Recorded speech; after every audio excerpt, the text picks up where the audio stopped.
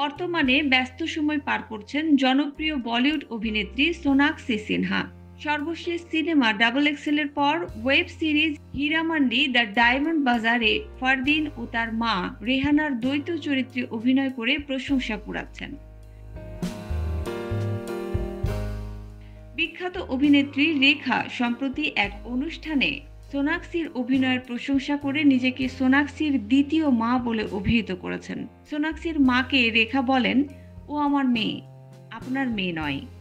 Pink ভিলায় এক সাক্ষাৎকারে সোনাক্ষী জানান, হীরামান্ডি দ্য ডায়মন্ড বাজার এই প্রিমিয়ারের সময় রেখা তার কাজের প্রশংসা করেছিলেন। এমনকি রেখা নিজেকে তার দ্বিতীয় মা হিসেবেও বলেন। রেখার প্রতি কৃতজ্ঞতা প্রকাশ করে সোনাক্ষী বলেন, রেখা ব্যক্তি হিসেবে অনেক সুন্দর। তার মতো একজনের কাছ থেকে মেয়ে ডাক শুনতে অবাক লেগেছে। এদিকে সোনাক্ষীর বাবা শত্রুঘ্ন সিনহা রাজনীতিবিদ।